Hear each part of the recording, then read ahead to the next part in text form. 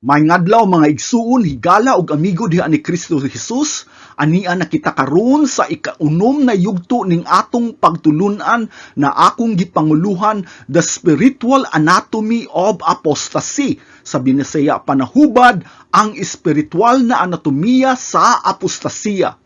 Palihog kog tan-aw sa atong ilustrasyon na hulagway. Usa ka lalaki na ang kasing-kasing nahimo na usa ka bato na bisan ang pulong sa Dios na sama sa usa ka hait na hinagiban dili na makadulot sa kagahi sa kasing-kasing na baog na gud.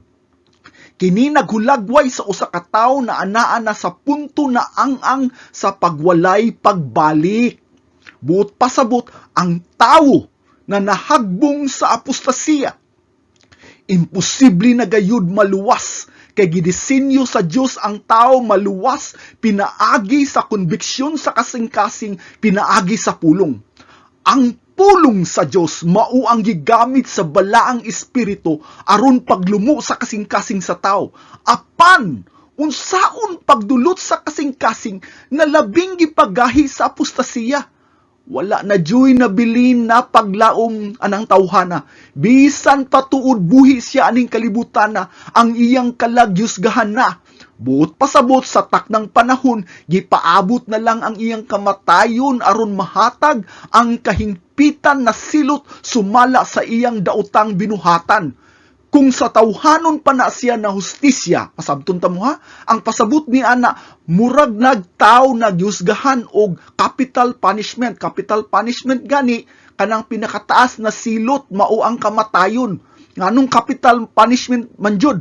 Tungod kay nakahimo siya og dako og labi ka grabe na krimen sa iyang biktima. Busa gitagaan na lang siya og pila ka tuig na mapriso, unya sa takda na panahon patyon siya pinaagi sa lethal injection. Pakatulgon una siya dayon injeksyonan og hilo ang iyang lawas aron ang hingpit na silot sa hustisya mahatag. Maupod na ang nakasala sa apostasiya. Ang pagbiya sa pagtuo usa ka labi ka dako na sala na ang tao na nakahimo niini pagahusgahan jud sa Dios og kamatayon sa kalag. Bisan tuod pa buhi siya og nagginawa pa ang iyang kinabuhi, anaa na joy takda na siya mamatay aron ang tumang silot mahatag kaniya ngadto sa nagdilaab na impyerno. Ang atong paghisgot karon, pamati mo ha, dili unsaon mabalik sa pagtuo ang usa ka tawo na nahagbong na sa apostasiya. Kung dili, unsaon nimo masiguro aron dili ka mahulog o mahagbong sa apostasiya. Usa day ta mo padayon ha, kadtong karon pa lang nakadungog sa akong sermon o wali karon, palihog kog adto sa akong YouTube channel, ubos sa ngalan Mile 7. Aron didto ninyo mapaminaw ang part 1 hangtod sa part 5 niining atong pagtulunan aron mas masabtan ninyo maayo ang apostasiya. Dugang pa anaa pa ko'y uban pang mga sermon didto na inyong mapaminaw. Apan kadtong gasunod sa serye diri sa inyong simbahan, ayo lang mo pag-unaha, ulatay pasalida sa inyong simbahan. Dili ta magdugay, ato dayong reviewon ang mga nilabay natong natunan. Para sa karon pa lang nakadungog sa akong sermon, kaning apostasiya, dili lamang kini pagtalikod, kung dili usa kini kapag rebildi.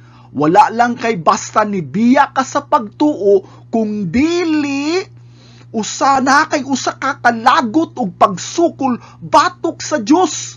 But pasabot niini dili ni siya ordinaryo na sala. Seryoso o grabe ni kadakong pagtraidor sa ngalan sa Dios. Usa ni ka paghugaw-hugaw sa ngalan ni Kristo Jesus ug pagpakaulaw sa buhat sa balaang espiritu. So labihan kay ni kaimportante na atong masabtan ang anatomiya sa apostasiya. Atong balikon ang mga rason ngano kita magtuon. Ang una, to understand the nature of true faith. Aron masabtan ang kinaiyahan sa tinuod nga pagtuo. Ang ikaduha, to examine our faith sa pagsusi sa atong pagtuo. Ang ikatulo, to walk by faith through God's grace. Ang paglakaw sa pagtuo, pinaagi sa grasya sa Diyos. Ang ikaupat na rason, to guard against deception, aron magbantay batok sa panlimbong. Ang ikalima, to remain steadfast in the love of God, aron magpabiling ligon sa gugma sa Diyos. Ikaunom, to be vigilant against greed, aron magmabinantayon batok sa kahakog. Ug ang ikapito, to guard our hearts carefully against pride, aron mabantayan pag-ayo ang atong kasing-kasing batok sa garbo. Ikawalo, to expose unbelief as the root of apostasy, aron ibutyag ang pagkawalay pagtuo ingon nga gamot sa apostasiya. Ikasiyam, to heed biblical warnings, pagpamati sa mga pasidaan sa Biblia. Sa nilabay ato pong gituki ang 5 kaang-ang sa pagkahulog sa apostasiya. Naadi ay stages ang apostasiya. Pasabot na ang pagkahulog sa apostasiya, dili na siya diretso. Naa na siya proseso sa pagkahulog. Ang una, unsa may proseso? Neglect of prayer and devotion, pagpabaya sa pagampo og debosyon. Mauni ang pinaka-basic na disiplina sa Kristohanong pagkinabuhi.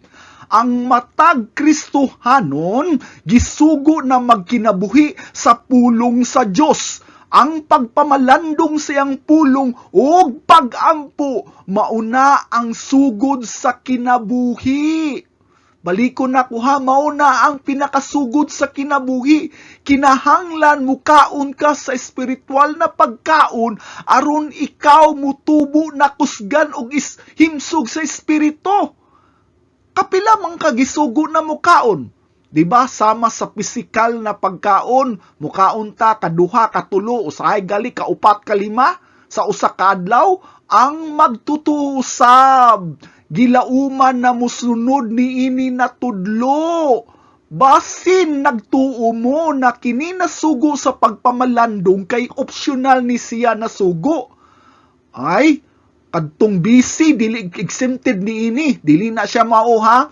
Walay exempted ni ini na sugo. Gikan sa pinakabata na ato yung tudluan sa pulong, sa pinakabata na Kristohanon, hangtod sa pinakatigulang na Kristohanon. Kitang tanan, gisugo na mugahin og panahon sa pagampo og pamalandong sa iyang pulong. Dili gani kakahimo ni ini, pamati mo ha. Undang na lang sa imong pagtuo. Gausik-usik lang kasi ang panahon. Dili taw na siya optional na sa imo lang gusto o kaha na kung na kay panahon. Dili ni siya mandatory na sugo. Ngano man, pamati mo. Giluwas ka sa Dios aron mahimo kang asin ug kahayag aning kalibutan na puno sa kadautan. Dili ta makahimo og sugakod aning kalibutan bisan sa usa ka adlaw na dili ka mukaon. Dili gali ka mukaon, maluya ka, maupod sa espiritu. Wala gani ka nagagahin og panahon sa matag adlaw sa pagsimba sa iyang ngalan. Nadi ko'y pangutana, kinsa ninyo ang musugot og sakay sa usa ka eroplano na ang piloto buta? Kadakong kuyaw kay kabalo mo na bisang unsang orasa makaras ang eroplano. Maupod na ang mahitabo sa usa lang kaadlaw na wala ka mugahin sa pagpamalandong sa iyang pulong, gibutang nimo ang imong kinabuhi sa imong kamot. Wala sa kamot sa Dios ug pagkadelikado ni ana sa pagkahagbong sa apostasiya. Ang ikaduha na ang repeated sins, the path to hardening, balik-balik na pagpakasala ang dalan sa pagpatiga. Pamati mo, ang padayon na walay pagkabana sa pulong sa Dios, muhamtong ka na sa padayon na pagpakasala. Unsa maning klaseng sala? The sin of omission. Kabalo ka na ang pulong nagsugo na ikaw mamalandong sa matag adlaw apan nagdumili ka sa pagbuhat niini. Sala man na siya. Kay lagi busy ka sa tanan nimong trabahoon. Makahimo kag hatag panahon sa trabaho, sa imong eskwela, sa imong uyab, sa imong mga anak, apan panahon sa pag-ampog pamalandong wala kay panahon. lahi imong prioridad. Unsay sulti ni Jesus diri sa Matthew 8:22 atong basahon, sunod kanako. Unsa may pasabot aning sunod kanako? Sa Greek pa, akolotemoi. Unsay pasabot aning akolotemoy? Gisugo ka na mosunod na walay reklamo o walay reserbasyon na pagduha-duha. Mao na ang pasabot. Sa ato pa, ang iyang sugo maoy prioridad sa imong kinabuhi na igo na pangatarungan. Dili na igo na pangatarungan na busy ko Lord o daghan kong mga trabahoon Lord. Padayunon tug basa. Og pasagdi ang mga patay nga maoy mulubong sa ilang mga minatay. Let the dead bury their own dead.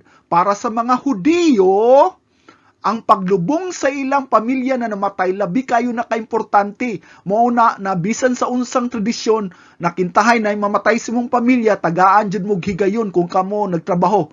Kamo empleyado na makapasidungog sa kamatayon sa iyang mga pamilya ginugma. Usa ni kadakong obligasyon. Apan ngano nag-auhag man si Kristo na pasagdi ang patay na mulubong sa ilang kaugalingong patay. Nag-auhag ba si Kristo na baliwalaon nato ang obligasyon sa atong pamilya? Dili na siya mao. Ang pasabot diri, pamati mo ni Kristo, dili sa pasagdihi. Kung imong itandi ang kaimportante sa obligasyon sa imong pamilya, diha sa kaimportante sa imong obligasyon sa pagpanilbi sa Dios, mahimong walay kwinta, mamati mo, ang imong obligasyon bisan pa sa imong kagalingong pamilya. Nagpasabot ba diri na ato na lang pasagdahan ang atong obligasyon sa pamilya? Dili na mo pasabot. Gisugot ta sa Biblia na atong respetuhon ug tumanon ang atong obligasyon. Apan sa takda na naanay panagbangi sa imong obligasyon sa pamilya ug sa imong pagpanilbi sa Dios, tagaan natog prioridad ang Dios sa walay kompetisyon. Kani ang pasabot sa akolotemoy. Usa ka na katawag. Akolotemoy, imperative verb. Pasabot niya na sunod dayon sa walay pagduha-duha. Mao na ibut pasabot niya na it is the call for absolute allegiance. Usa ka tawag na ang imong gugma sa pagsunod sa pulong sa Dios walay makababag. Sa ato pa, ayaw babagi sa pangatarungan na busy ka tungod kay mas labaw ang imong obligasyon sa pagsunod diha ni Kristo. Nasabtan? Kahinumdum mo sa sulti ni Ginoong Hesus sa Luke chapter 14 verse 26 atong basahon. Kinsa kadtong muari kanako nga dili magdumot sa iyang amahan ug inahan, sa iyang asawa ug mga anak ug mga igsoon, ingon man sa iyang kaugalingon, dili mahimong akong tinun-an. Grabe no? Ngano man nagisugo man ni Ginoong Hesus na kita magdumot sa ato mismong pamilya. Kaklaro na kung dili ta magdumot, dili kuno ta takos mahimong tinun-an ni Kristo. Unsay pasabot ni ana? Klaro kayo nagitudluan ta sa pagigugma sa atong ginikanan. Ug karon giauhag ta ni Kristo na magdumot na noon. Dili na bot pasabot ingana This is a call for absolute allegiance. Unsay pasabot na siya? Our love and allegiance must be without compare. Kinahanglan ng atong gugma sa pagsunod sa pulong sa Dios, ayaw babagi sa bisag unsa na obligasyon, bisan pa sa imong kaugalingong pamilya. Kahinumdum lang ko sa storya sa asawa ni Apostoles Pedro. Na mabasa nato sa extra biblical writing sa dihang atubangan ni Pedro gipatay ang iyang asawa. Unsay sulti ni Pedro diha kaniya, hinumdumi ang Ginoo, remember the Lord. Wala ko gasulti na mupabaya ta sa atong obligasyon sa atong pamilya. Ang akong sulti diri ng pagsunod sa sugo ni Kristo kay hingpit og labaw pa sa tanan natong kalibutanon na obligasyon. Kainumdum lang ko sa storya ni John Bunyan. Kailan mo ni John Bunyan? Gipriso siya sulod sa 12 ka tuig. Anong gipriso siya? Tungod lamang kay dili siya muundang sa pagwali. Mauni ang iyang gisulat sa iyang autobiography. Basahon nato. Ang panagbulag uban sa akong asawa ug kabus ko nga mga anak sa kasagaran alang kanako dinhi niining dapit ingon sa pagbira sa unod gikan sa akong mga bukog. Grabe no, iyang gilagway kuno ang iyang kasakit sama sa iyang unod, gibirang iyang unod sa akong mga bukog, labi ang akong anak na buta. Unsa kahay panginabuhi sa akong pamilya, labi na sa akong anak na buta. Ang kasing-kasing ni John Bunyan nabuak sa kabalaka sa iyang pamilya ug sa iyang obligasyon sa pagsangyaw sa pulong. Nganong nikabat man og 12 ka tuig ang iyang pagkapriso, na naamantay kondisyon ang gobyerno na sa iyahan na pwede siyang makagawas sa pagkapriso bisan kanusa basta muhunong lamang siya og pagsangyaw sa pulong. Apan mas gipili pa ni John Bunyan na mabulag siyang pamilya sulod sa 12 ka tuig kay mas bugat sa iyaha ang obligasyon sa pagsunod sa sugo sa Dios kaysa iyang gugma sa iyang kagalingong pamilya. Grabe no? Mauna dili in taon ta mga tarungan. Nabisita kung padayon ganita aning pangatarungan na padayon ta sa pagpakasala ug moabot ang ang-ang na mugahi nga tong kasing-kasing na dili na ta madutlan sa bisag unsang sangyaw sa pulong. Mauni ang ikatulo na punto na ang-ang. Ganiha sa ikaduha, path to hardening, karon hardening of the heart na jud, pagpatiga sa kasing-kasing. Ako ni siyang gituki sa sugod na kung moabot na gani ang ang-ang na ang atong kasing-kasing labihan na jud kagahi tungod sa padayon natong pagkawalay pagkabana siyang pulong, unsay mahitabo? Pamati mo, kung ikaw padayon sa imong pagpagahi, unsay mahitabo? Basahon nato ang Romans chapter 1 verse 24. Tungod niini gipasagdahan, gipasagdan. Unsay but pasabot aning gipasagdan sa Greek? Paradidome. Gipasagdan na lang ka sa imong daotang binuhatan. Gipasagdan ka sa tanan nimong kahugaw, sa imong panghuna-huna. Sa malaway nga gitinguha sa ilang kasing-kasing o gibuhat nila ngadto sa usa ang salawayong mga buhat. Pangutana, unsay pasabot aning paradidome? Pagtugyan ngadto sa paghukom. Kay ganahan man ka magpakasala. Sige, padayon ka sa imong pagpakasala kay hukman na ka. Gipasagdahan na lang ka sa imong daotang hunahuna. Sa una, gipugngan pa ka sa imong sala. Sa una, nagapasimba pa ka, napakay gamay na konsensya. Apan tungod kay padayon man ka sa pagpagahi, niabot na jud sa punto na dili na ka mahadlok sa pagpakasala. Tungod niya na, ang imong konsensya, patay na. Kini ato sang mabasa sa Romans chapter 2 verse 5. Apan tungod sa katig-ag sa imong ulo, ug sa imong kasing-kasing na dili mahinulsulon, ikaw nagatipig og kaligutgut alang sa imong kaugalingon sa adlaw sa kaligutgut ug sa pagpadayag sa matarong nga paghukom sa Dios. Ang rason niabot na sa punto ng imong kinabuhi, wala nay kontribusyon sa imong kaugmaon. Walay bili ang imong kinabuhi, nagdugang ka na lamang sa kadautan aning kalibutan. Ang imong kinabuhi giisip sa Dios na usak lamang kapag tigom sa kalagot sa Dios na iyang ihampak diha kanimo sa panahon na sa paghusga. Mao na ang pasabot niya na ang ikaupat na ang love for the world, gugma aning kalibutan na. Ang rason nga nung nibiya ka, nahagbong ka sa apostasiya, kay mas gugma nimo ang kalibutan. Tungod kay dili ka nakanto sa kinabuhing Kristohanon ug panag-uban sa Kristohanon. Gikapoy na ka sa kinabuhing lisod ug sakripisyo ug paminaw nimo mas nindot, mas hayahay ug mas lami, mas makatagbaw ang magpatuyang sa kalibutanong kalipayan.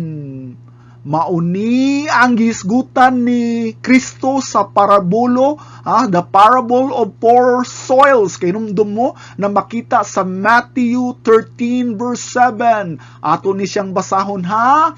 Ang uban mga binhi, unsay pasabot sa binhi, ang pulong kuno sa Dios didto nahulog sa dapit sa mga tunukong sagbot. Nagisgot ni Diris kasing-kasing na puno sa sagbot. Nanubo ang mga tunukong sagbot o gilupig ang mga bagong tanom.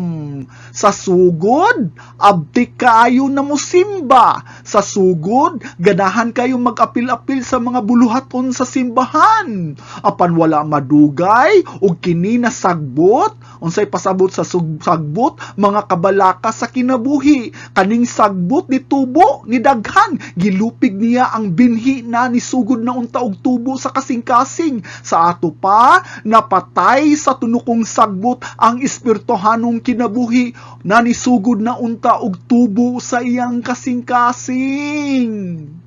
Ato ni siyang sabton maayo ha, unsay pasabot aning tunukon na sagbot nga nagpuyo sa tong kasing-kasing, mauni ang gitawag nako og kabisi sa kalibutanon na kabalaka. Unsay pasabot niini? Busy ko sa trabaho, wala ko'y panahon sa pagsimbag pagampo ug sa uban pang buluhaton sa simbahan. Busy ko sa pagskwela tungod kay doktor ug nurse akong kurso. Busy ko tungod kay namang ko'y sports nag-apilan ug busy ko sa akong negosyo. Dili na siya dautan mga igsuon ha. Dili na siya dautan ng mga tinguha. Apan kung kini ka busy mahimo ganing babag sa imong pagtubo sa imong spiritual na kinabuhi, kini mahimong idolo. Unsay but pasabot sa idolo? Diyos. Daghan ni mga klase tas tao sa simbahan. Malipayo na nidawat ni Kristo og siyang pulong, apan wala madugay ni biya og nahagbong sa apostasiya. Unsay hinungdan? Kaning kalibutanon na kabalaka, unsay pasabot niini, para ato yung masabtan atong basahon ang explanation gikan mismo sa baba ni Ginoong Hesus, ambak ta sa verse 22. Ug ang binhi nga nahulog sa dapit sa mga tunukon na sagbot sama sa mga tawong nakadungog sa mensahe. Apan ang mga kabalaka bahin niining kinabuhia ug ang gugma alang sa mga bahandi, mi patigbabaw kay sa mensahe ug dili sila makabunga. Klaro kaya? Ang binhi diri mao ang pulong sa Dios na gisabwag ug nasabtan niining tawhana. Ang problema wala katubo. Unsay hinungdan? Tungod sa kabalaka sa kinabuhi. Daghan kayo kag bayronon sa kuryente, tubig ug bayad sa eskwelahan. Busy ko sa trabaho o ka sa pagskwela o ka sa imong mga habis o gugma sa imong kwarta.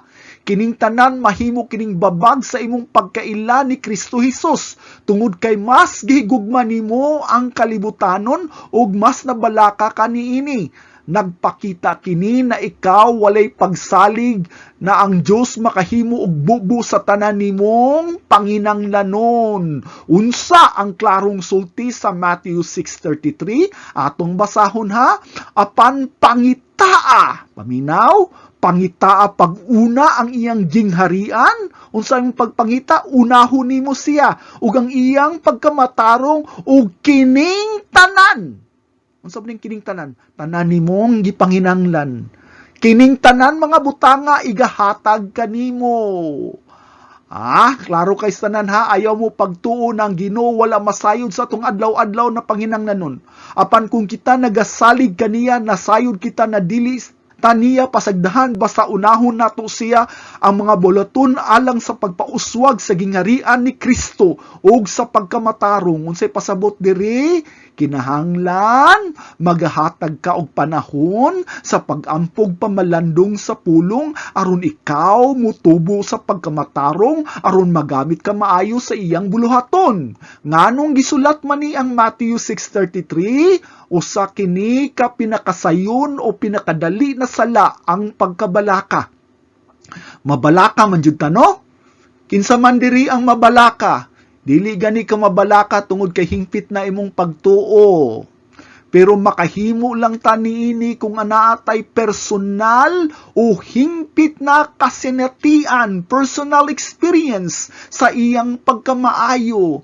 Pagkasinati na dili jud siya mupakyas sa tanan niyang saad, but pasabot atong na-experiencehan ang iyang gugma, ang iyang kaayo, na ang iyang mga promises, mga saad. Sa ato pa, unsa kalalom ang imong pagsalig diha ni Kristo. Ang kabalaka, nagpakita ka na sa imong kahuyang sa imong pagsalig.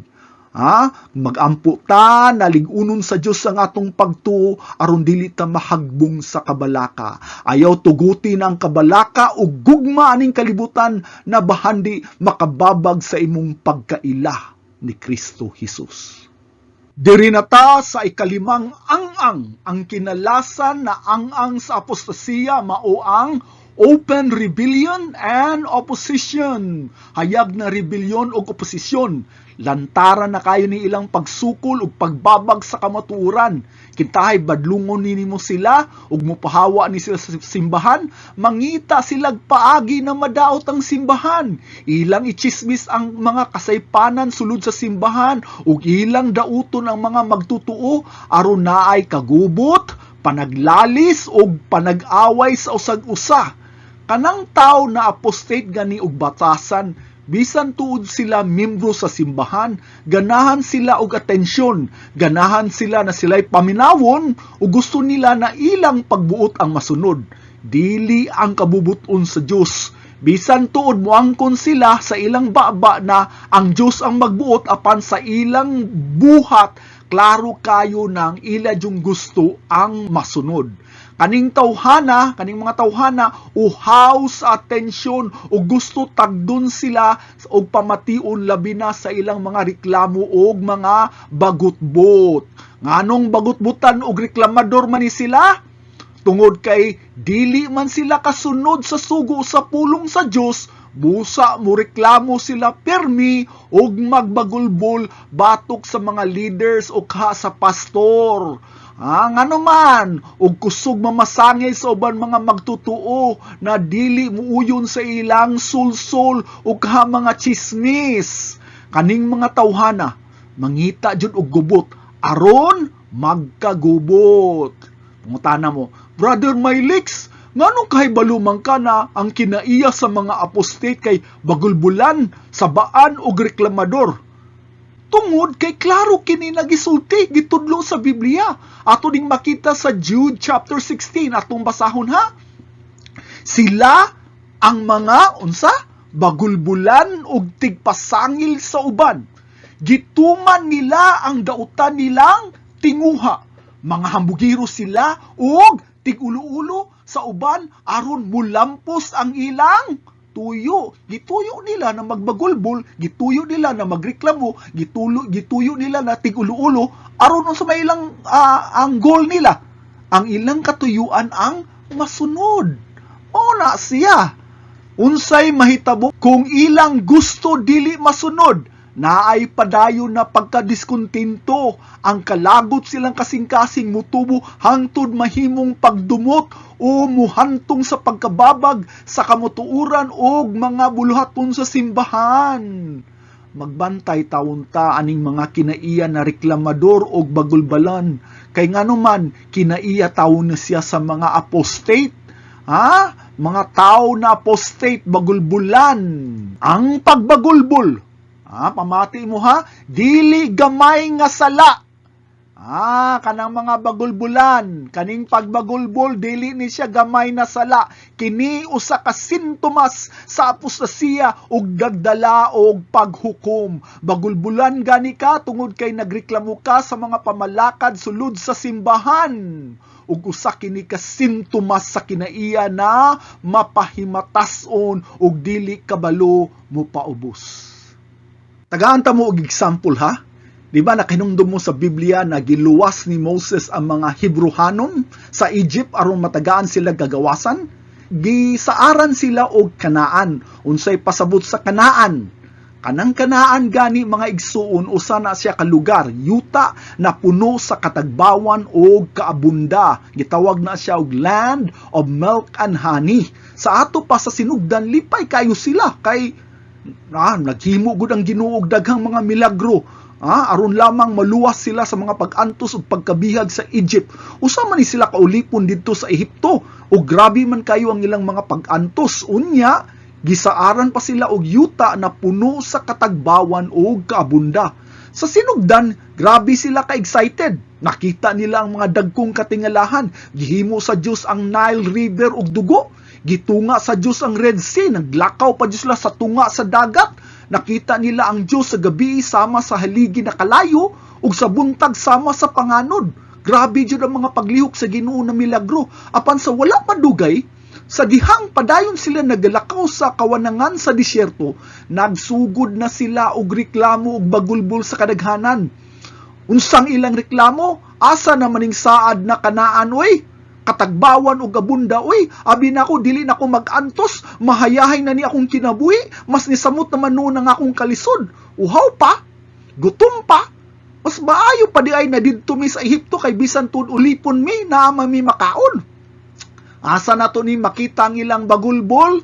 Exodus 16 verse 2. Didto sa kawanangan, nagbagulbol silang tanan kang Moses o kang Aaron. Karon unsa man ni ilang mga bagulbol? Basahon nato sa verse 3. Maayo pa hinuon kung gipamatay kami sa Ginoo didto sa Ehipto. Kay didto makakaon kami karne ug ubang pagkaon kutob sa among gusto. Apan gidala ninyo kaming tanan nganhi sa kamingawan aron patyon lang sa gutom. Mas maayo pa unta gipasagdahan na ulipon kaysa patyon mis kagutom diri sa kamingawan.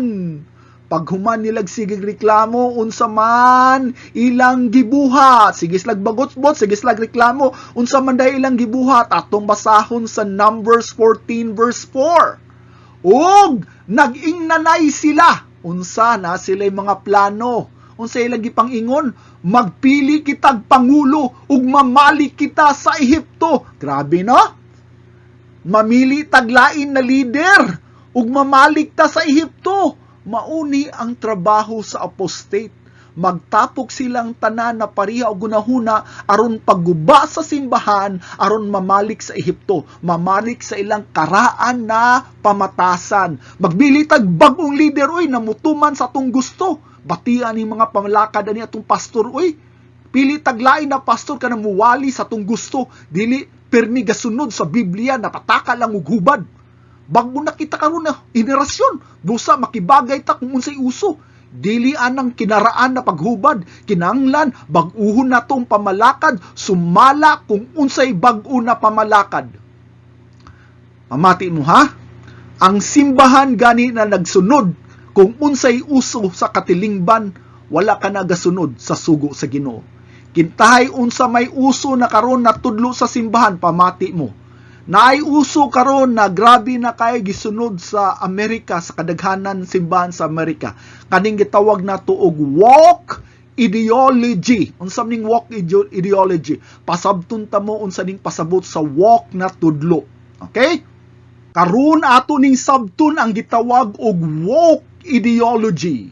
Sa Binisaya panahubad, nakamata.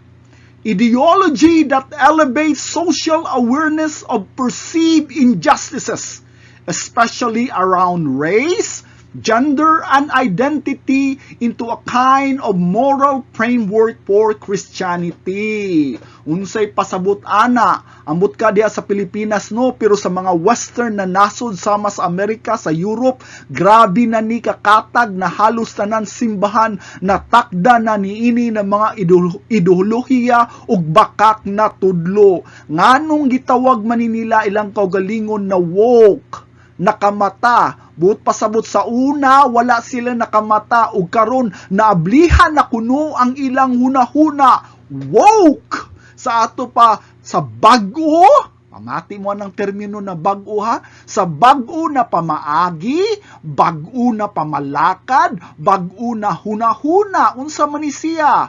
Bakak ug kuyaw na mga tudlo, ngano man, nganong bakak ni siya, ang ilang focus na sa lahi, meaning to say race, kinataw, gender, ug pagkatao, identity, magbantay kuno ta sa atong pagtagad ani aron mahimo tang tarong na Kristohanon. Sa ato pa ang basihan sa atong pagkamaayo na Kristohanon kung tagaan nato nig pagtagad kaning lahi, kinatao ug pagkatawo. Sa ato pa kung itom ang iyang kulor sa iyang pamanit, siya kinahanglan mas tagaan nato siya og pabor kay marginalize siya o undeserved siya. Sa ato pa kung bayot gani siya, tumboy siya kay marginalize siya. Tawagon nato sila og miss bisan bayot o kaha sir bisan babayis, isip pagrespeto. Mao na ilang pasabot. LGBTQ, membro galing ka ana. Sa ato pa kung nagtuo ka, nairo ka, kabayo ka o kahakanding ka, marginalize gihapon ka. Sa ato pa makaluluoy ka o kasagaran i-discriminate ka, gi-marginalize ka. Busa sabton kuno nato sila ug dawaton nato ang ilang mga pagtuo. Unsay pasabot aning marginalize? Marginalized gani, gidaog-daog ug wala tagai og pareho na pagtagad sa katilingban. Buot pasabot na ang pagkakristohanon kuno kinahanglan mo sabot, mo respeto, mo tugot ug mohigugma ani nila ang ilang mga pagkatao bisan og sala na siya o kahasukwahi sa gitudlo sa Biblia. Unsay nakakuyaw aning woke? People pleaser. Man-centered theology, buot pasabot ang focus kay tawhanon na kaluoy, tawhanon na hustisya, tawhanon na gugma, dili unsay kamatuuran, sa lain pang pagkahubad, social justice. Kaning mga social justice, no, dili taw na siya kamatuuran. Dili unsay kamatuuran ang atong tagaan og pagtagad, mauna ang ilang gitudlo. Nganong gahisgot ko ani? Unsay labot ani sa apostasiya? Tungod kay kaning mga woke na tudlo, mao kini ang kasagaran ideolohiya na gikuptan pud sa mga apostate. Pangutana, di ba Brother Mylik sama sa imong gisulti bag-o ra man ni natudlo ang woke? Di ni siya bag-o na ideolohiya, oy. Kaning woke na termino, bag-o ni siya na termino. Apan dugay na ni siya na ideolohiya. Apan giri-label lang o gitagaan og bag-ong ngalan aron sa pagpangilad. Unsay sulti sa Biblia sa 2 Timothy chapter 4:3 atong basahon. Muabot ang panahon nga ang mga tawo dili na mamati sa matuod nga pagtulunan. Ang ila hinuong gusto, mauna lang ang ilang sundon. Ug magtawag sila daghang mga magtutudlo nga magsulti, magwali, magsermon kanila sa buot nilang madungog. Kaklaro na magsuon, magtawag sila magtutudlo na mugitik silang kaugalingon dunggan. Dili sila ganahan mamati sa unsay kamatuuran. Wag ka na ideolohiya. Sabta ko, tuguti ko, respetuhi ko. Sabta ko, tuguti ko, respetuhi ko, bahalag sayop ko basta naay pagsabot. Mao ba na siya? Wak man ni siya na ideolohiya. Kuyaw man ni siya na kay mas gitagaan nato og kabugaton ang tawhanon na kaluoy kaysa unsay sugo sa Dios. Kaning woke og apostate na pangunahuna, pariha kini silang duha. Buot pasabot gusto nila ang ilang masunod. Iyang gusto ang masunod sa simbahan, busa mangita siya gubot aron matunga, magubot ang simbahan. Magtanong siya chismis o kahakadaos sa ngalan sa uban magtutuo aron magkaguba o sa kalinaw sa simbahan. Paminaw kay labi kayo ni kaimportante, tanan tudlo nasukwahi sa pulong sa Dios. Bisag unsa pa na kanindot paminawon kaysa yawa kana na tudlo. Ang woke na tudlo kaysa yawa kana pinatukod sa tawhanon na moralidad. Satan is not against morality. Dili kontras sa pagbinutan. Si Satanas gawas ni Kristo ang iyang dili ganahan. Usaray dili gusto ni Satanas pagbinuutan. Pagbinutan ko, kung gusto kang ganahan ka magbinutan, ayaw lang labuta ang kamatuoran. Ayaw labuta si Kristo Jesus.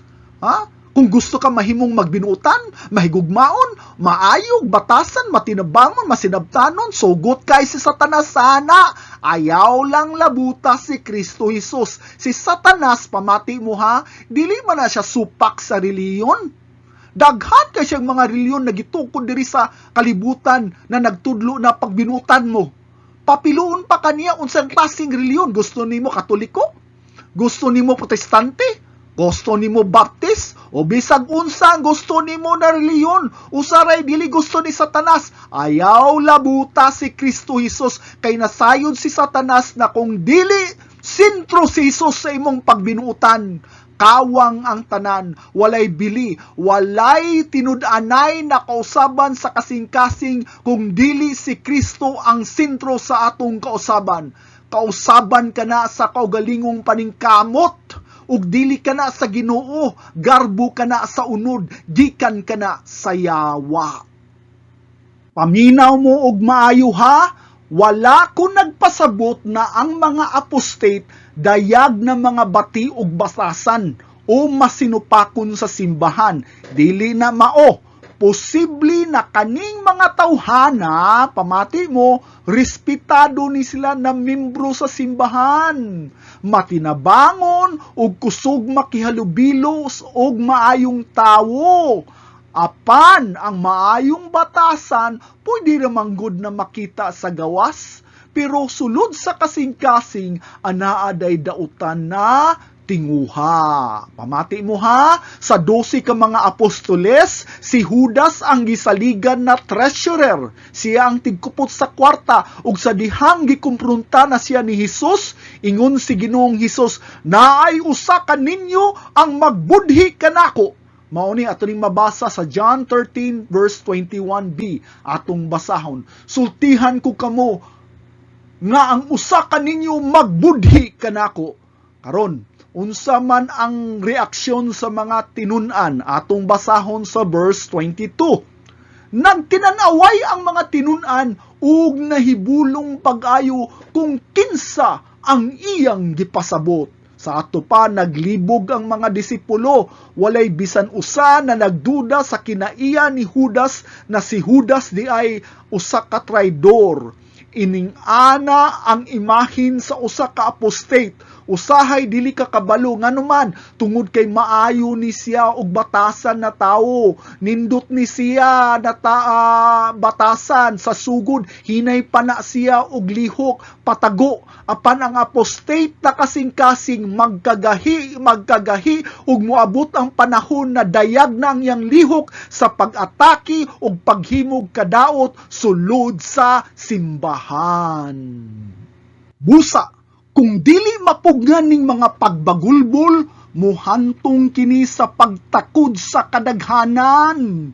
Kung walay mo'y buhaton ug inyo lang pasagdaan sa ilang mga panghimutang, pataka og storya na mga pandaot, mga pag-ulo-ulo o kagubot, importante gayud na sugpuon kini na kinaiya kay kusog kini makatakod na batasan sulod sa simbahan na makahimo og panagbuwag o kabuak sa simbahan. Pamati mo ha mga pastor o mga leader sa simbahan, kinahanglan kabalo mo pahimutang sa gitawag nato og church discipline. Unsa man ni siyang church discipline? Mao ang proseso din ang usa ka kongregasyon magtulid, magpasidaan og kung gikinahanglan buwagon. Unsay posabot sa buwagon? Excommunicate ang mga miyembro nga nagapadayon sa dili mahinulsulon nga sala o makabahin nga kinaiya. Nganong importante man ni siya tungod kay ang simbahan mao ang templo sa Dios ug ang templo sa Dios kinahanglan mamintinar ang pagkabalaan. Sa dihang mutugot ta aning kinaiya na permi mangita og gubot sulod sa simbahan kay mahadlok ta makasakit o kaha nay mulaban na pamilya o kaha amigo ug amiga, wala na to tagai pagtagad ang sugo. Mas gipasulabi nato ang makahimuot sa tao kaysa pagsunod sa sugo sa Dios. We are not people pleaser. We are God-centered, God-focused, Jesus-pleaser believers. Ang trabaho nato, dili ang makapahimuot sa tao, kung dili ang pagsugpo sa sala sa atong kinabuhi, pinaagi sa kamatuoran. Unsay gisulti sa Biblia may tungod sa church discipline. Sa ato pa kita gisugo na bantayan nato ang simbahan. Magbantay ta pirmi ani mga taktika na mga kadaot na musangpot sa pagkabuak sa simbahan. Pananglitan, ang managtiayon, makita ang bana na nay batanong nagduol-duol, magpaduling-duling siyang asawa o nagpakita og lain na intensyon. Ikaw ba bana, magpasagad ba lang ka? Mingon ba ka na, sige lang oy, di lagi na matintal akong asawa, kusgan lagi na akong asawa. Ayaw intawon. Ayaw intawon itugot sa bisang unsang temptasyon ang imong asawa. Proteksyon bantayi sa hugot, kumprantaha kung kinahanglanon ang tao nagabuhat ni ini. Kintahay, ang imong anak na babae mo gawas sa balay na perti ka mubo ang shorts, ginikanan mo tugot day ka, bantayi sa hugot ng imong pamilya na malikay sila sa kadautan. Kintahay, ang imong anak na lalaki nakita nimo na mga barkada na bati og impluwensya, mo pasagaday ka, sige lang, kabalabot ako sa akong anak, dili lagi na matintal, dili lagi na madala, imong isugal ang kalag sa imong anak, ayaw intawon, bantayi sa hugot, kumprontaha, maupod ang matag-usa kanato, bantayi ang panaghiusa sa simbahan, ayaw itugot na mabuak ang kalinaw sa simbahan, dili ta basta-basta mo imbitar og bisita og bisan kinsa na basta na lang muwali sa pulpito na dili ta siguro sa iyang baruganan sa pagtuo. Bantayi tawon sa hugot ang pulpito sama sa imong pagbantay sa imong kaugalingong panimalay na dili ta mo imbitar og tao na naay daotang tuyo. Klaro? Balik ta sa kinalasan na ang sa apostasiya. Katong ikalima, unsa ganito? Open rebellion and opposition. Hayag na pagrebilde og panagbabag sa bulahaton sa Dios. Wala na kana sila'y uwaw ug porsigido pagayod na babagan ug suklan ang mga sugo sa Dios. Buot pasabot ang kabag-on sa ilang nawong sama na pud kabag-on sa ilang kasing-kasing. Busa unsa ganitong gisulti sa Biblia mahitungod sa apostate atong basahon sa Hebrews 6:4. Dili nagayod makahimo paghinusol pag-usab. Klaro kay ha? Kadtong namiya kay kaniadto diha sila sa kahayag sa Dios, nakatilaw sila sa gasa sa langit o nakapagkibambit sa Espiritu Santo. Klaro kayo ha? Kaning mga tawhana niabot na ni sila sa ang na nakadesisyon na sila sa ilang unahuna na mubiya ug musukol sa pagtuo. Busa gipaklaro sa pulong sa Dios na imposible na ni sila mabalik sa pagtuo nganuman. Tungod kay sila nakatilaw na sa pakigambit sa kamatuuran. Buot pasabot kaning mga tawhana perti nakadaghan higayon na nakadungog sa wali sa pulong sa Dios. Tungod kay permi na sila nakadungog sa wali, suhuito na sad ni sila sa mga pulong sa Dios. Mingon ka, ato na siyang shiran balik sa ebanghelyo sa Dios. Sa tanaw ninyo, maminaw pa siya sa pulong nakapila na niya nadunggan? Atong padayon og basa ang verse 5 ha? Nahibalo sila. Klaro kayo ha, nahibalo sila nga maayo ang pulong sa Dios o nakatagamtam sila sa gahom sa umaabot na katuigan. Sa ato pa natagamtaman na nila ang gahom. Nakita na nila ang paglihok sa balang espiritu sulod sa simbahan. Nakita nila ang pagtinabangay. Nakita nila ang gugma sa mga Kristohanon sulod sa mga igsuon sa pagtuo. Nakadawat sila kinabang sulod sa simbahan. Nadawat po nila ang gugma sa matag Kristohanon sulod sa simbahan. Apan bisan pa ni ana unsa man ilang gibuhat. Nagtraidor sila, nibiya sila. Kaning mga tawhana, ana sila sa ang sa apostasiya na dili na sila ganahan mo paubos. Musunod o muhatag pa og kagubot sulod sa simbahan tungod sa agresibo na pagbabag sa buluhaton sa Dios. Busa, unsay tambag sa Titus 3 verse 10 atong basahon. Isalikway. Klaro kayo, no? Isalikway ang usa ka tawo nga nagbahin-bahin pagkahuman sa una ug ikaduha nga pasidaan. So naaday proseso og church discipline. Atong iaplikar ang church discipline. Apan dili magpataka og excommunicate ha. Kay daghan biya sa simbahan na badlungon. Pero dili angayan i-excommunicate, i-disiplina lang nato. Apan dili angayan isalikway. Kani alang lamang sa mga apostate na dili na ganahan mo paubos sa bisang unsang tambag. Dili musunod o magahatag lamang og kagubot sulod sa simbahan. Atong basahon ang sumpay ha, verse 6. Apan, namiya gihapon sila. Grabe no? Bisag tagamtanan na nila ang mga blessing sa Ginoo, ang kabuutan, kaayo, ang gugma sa Ginoo sulod sa simbahan, namiya gihapon sila. Dili na mahimo ang pagbalik kanila sa paginusol kay ilang gilansang nila pag-usab ang anak sa Dios. Sama lang nila gilangsang ang anak sa Diyos.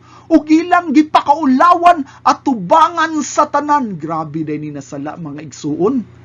Bisan sa kadugayunan nila na membro sa simbahan, ang uban nakaapil na og mga conference, pila naka-camp ang giaptinan sa simbahan, seminar sa simbahan, ug uban pang mga tudlo sulod sa simbahan, apan ilang gipili na mubiya gihapon sa simbahan. Sa ato pa kaning mga tawhana, ila na jung gihunahuna na maayo, ila na jung gibana-bana og sila nakadesidar sa ilang kaugalingon na mas nindot ang kinabuhi sa kalibutan kaysa magpabilin na Kristohanon. Busa kaning mga tawhana, ila kanina tinuyo na isalikway ang kamatuoran ug tungod niya na kaning mga apostate. Pagkalisod na ni sila maluwas. Ang sulti sa Biblia, imposible kay unsa pa inyong ipaambit nila na ila namang nadunggan ang mga pulong. Daghan kayong mga gitawag na karon og unsa pang gitawag na Christian deconstruction. Unsa maning Christian deconstruction? The questioning of your faith with logic to become un-Christian. Sa ato pa, usa ni kareliyon na makita sa YouTube karon daghan kayo, mga tudlo sa kadaghanan na kasagaran ng mga membro na kay mga batanon.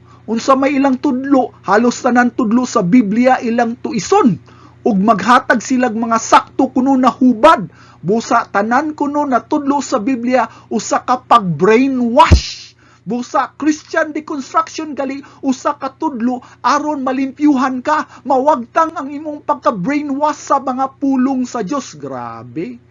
Naapod sila gitawag karon na debaptism. Grabe yung pagbugal-bugal. Na ay Christian deconstruction na napoy debaptism, a symbolic act of apostasy. They use a leaf blower to dry you out of the water.